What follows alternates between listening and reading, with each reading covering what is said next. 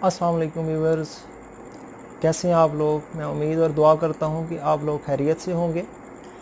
आज मेरी आपसे दोबारा मुलाकात हो रही है और इस मुलाकात को करने का मकसद है कि मैं आपके साथ कुछ नॉलेज शेयर करूं लाइसेंस के बारे में, ड्राइविंग लाइसेंस के बारे में, कि ड्राइविंग लाइसेंस कौन कब और कैसे हासिल कर सकता है। तो ड्राइविंग लाइसेंस हासिल करने के लिए सबसे पहले जो प्रोसेस करना होता है वो होता है लर्नर लाइसेंस का हसूल। तो मज़ीद आपको तफसीलात बताने से पहले एक रिक्वेस्ट करूँगा कि अगर आप हमारे चैनल पर नए हैं तो आप हमारे इस चैनल को सब्सक्राइब कर लें। हमारे चैनल का नाम है रियल सॉल्यूशंस और हमारे इस चैनल को बनाने का मकसद है कि हम आप लोगों की ज़िंदगियों में आसानी पैदा करें और आपको रोज़मर्रा के अमूर में रहनुमाई दें। तो हम अपनी इस बात को आगे बढ़ाते हैं कि लर्नर लाइसेंस ड्राइविंग के लिए सबसे पहले अप्लाई कैसे किया जाता है, उसके लिए क्या क्या रिक्वायरमेंट्स हैं। तो उसकी सबसे पहली रिक्वायरमेंट ये है कि जो बंदा लर्नर लाइसेंस हासिल करना चाहता है उसकी उम्र पाकिस्तानी कानून के मुताबिक 18 साल या उससे ज़्यादा हो। उसके बाद उसका कौमी शनाख्ती कार्ड बना हुआ हो और उसने एक फॉर्म फिल करना होता है जिसके ऊपर उसने अपनी 2 फ्रेश फ़ोटोग्राफ्स लगानी होती हैं।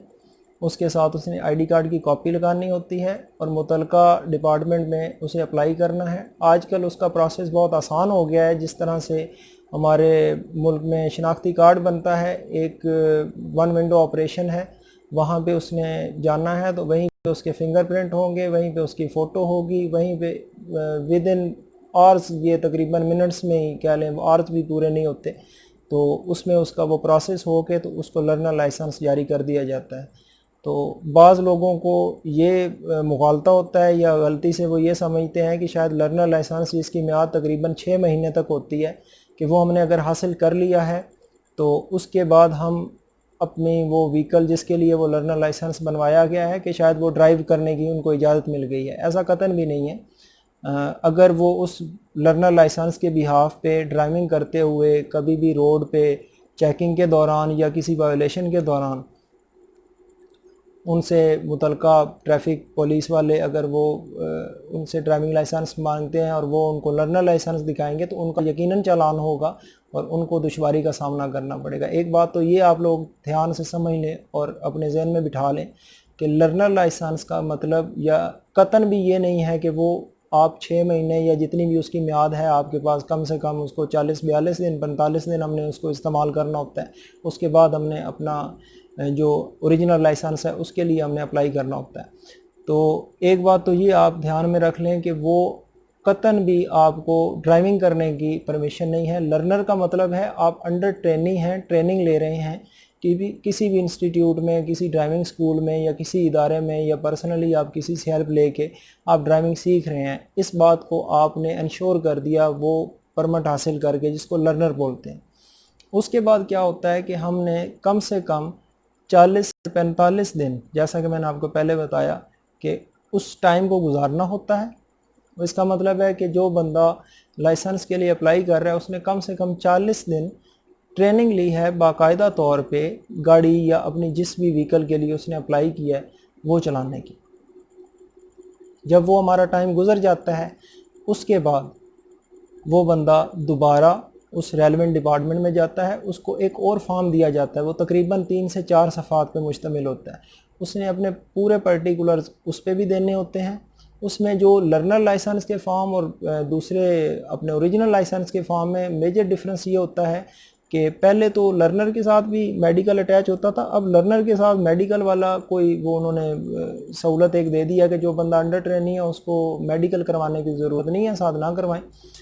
बाकी उसने फॉर्म फिल करने होते हैं, लेकिन जो उसका होता है फॉर्म ओरिजिनल लाइसेंस के लिए, उसके साथ एक उसके फ्रेश फ़ोटोज़ भी लगने हैं, उस लर्नर की कॉपी ओरिजिनल वो साथ अटैच होनी है, उसके आईडी कार्ड की कॉपी लगनी है और साथ उसने एक अपने मुतलका डॉक्टर से, जिसको उन्होंने किया होता है प्रिस्क्राइब, कह रहे हैं आप, कैटेगराइज़ किया होता है कि जिससे आपने मेडिकल अपना करवाना है, वो आपको मेडिकली फ़िटनेस का सर्टिफिकेट जारी करेगा। उसके बाद आपने उसको अप्लाई कर देना है। उस अप्लाई करने के बाद उस पर एक मुतलका डिपार्टमेंट में उन्होंने एक रेशो रखी हुई है, उसकी हद है कि आपने इतने के टिकट लगाने हैं। तो पहले आपने उसके लिए जब ओरिजिनल लाइसेंस के लिए अप्लाई करना है उस पर 200 के टिकट लगते हैं। जो आपने लर्नर लाइसेंस पहले अप्लाई करना है उस पर 60 रुपीज़ के टिकट लगते हैं। तो जब आपने लर्नर बनवा लिया, आपका टाइम गुजर गया, उसके बाद आपने लाइसेंस के लिए अप्लाई कर दिया, तो उस पर आपने वो मुतलका जो उसके टिकट्स हैं वो भी लगा दिए। अब उसके बाद आपको कॉल आती है उस डिपार्टमेंट से कि फ़लाँ दिन आपका ड्राइविंग टेस्ट होगा। तो टेस्ट में आपका रिटन टेस्ट होता है।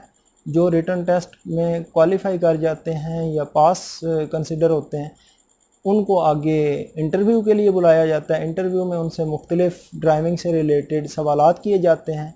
उसमें ड्राइविंग के कानून के मुतल्लिक़ भी सवालात होते हैं, ड्राइविंग के सिग्नल्स के मुतल्लिक़ भी होते हैं, व्हीकल्स के मुतल्लिक़ भी होते हैं।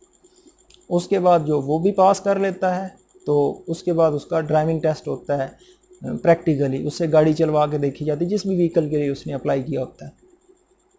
और फिर उसके बाद वो अगर वो अपनी व्हीकल वाले टेस्ट में भी ड्राइविंग में कामयाब हो जाता है, उसके बाद उसने दोबारा एक प्रोसेस करना होता है। जैसे उसने पहली दफ़ा लर्नर के लिए अपना प्रोसेस करवाया था कि उसने फिंगरप्रिंट भी देने हैं, उधर उसका कंप्यूटर में फ़ोटोग्राफ भी बनना है। उसने मज़ीद तकरीबन कोई 850 से 900 के कम अज़ कम टिकट भी लगाने हैं। तो वो उसके टिकट्स वगैरह वो अप्लाई करता है अपने, वो उसके ऊपर फॉर्म्स के ऊपर अपनी तस्वीर बनवाता है, अपने फिंगरप्रिंट्स देता है, और फिर उसका वो जो ओरिजिनल लाइसेंस है वो अप्लाई हो जाता है। और आजकल क्योंकि ये ऑनलाइन हुआ है तो उसमें तकरीबन 1 या 2 घंटों के बाद उसका ऑनलाइन सिस्टम के अंदर वो रिकॉर्ड के अंदर आ जाता है। उसको चेक भी किया जा सकता है। कोई भी बंदा जो कंप्यूटर और इंटरनेट की सहूलत रखता हो वो उसको देख सकता है कि उसका लाइसेंस जो है वो ऑनलाइन हो चुका है और वो अब ड्राइविंग करने का अहल है। इसमें मज़ीद समझने की बात यह है कि बाद लोगों को ये नहीं पता होता कि वो कौन सी उम्र में कौन सा लाइसेंस बनवाएंगे और उनकी ज़रूरत क्या है। और वो मतलब अपनी ज़रूरत से कई दफ़ा लोग ज़्यादा सीख कर लेते हैं। जैसे अब किसी ने कार चलानी है, क्योंकि ये नहीं पता कि कार के लिए कौन सा लाइसेंस हमें ज़रूरी है, वो लोग कई दफ़ा एलटीवी के लिए अप्लाई कर देते हैं डायरेक्ट।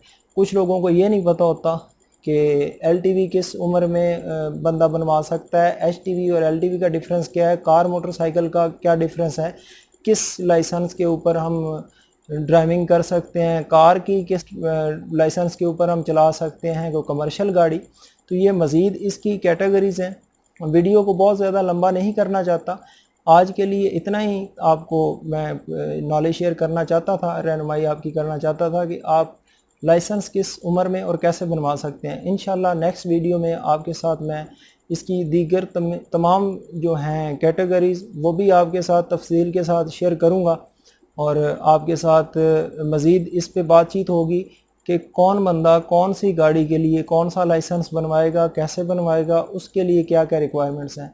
तो उसकी इंशाल्लाह मुकम्मल आपको तफसीलात बताई जाएंगी अपनी नेक्स्ट वीडियो में कि कौन से लाइसेंस पे आप मोटरसाइकिल चला सकते हैं, कौन से लाइसेंस पे आप गाड़ी चला सकते हैं, आपको रिक्शा चलाने के लिए कौन सा लाइसेंस चाहिए, आपको कमर्शियल गाड़ी चलाने के लिए कौन सा लाइसेंस चाहिए, एंड हैवी व्हीकल्स के लिए कौन सा।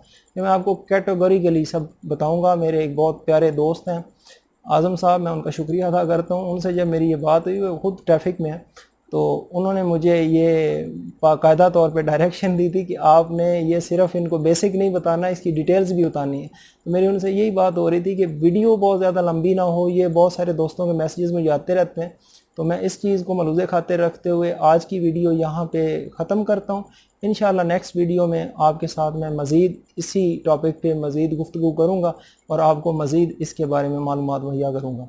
तो आप लोगों का बहुत बहुत शुक्रिया, थैंक यू वेरी मच। एक दफ़ा फिर आपसे रिक्वेस्ट करूँगा कि मेरे इस चैनल को सब्सक्राइब करें और ज़्यादा से ज़्यादा दोस्तों के साथ शेयर करें। डिस्क्रिप्शन में मैं अपना फेसबुक का पेज और इंस्टाग्राम का पेज भी शेयर कर रहा हूँ, काइंडली उसको भी विज़िट करें, हमारी हौसला अफजाई करें। हमें आप लोगों की हेल्प की ज़रूरत है।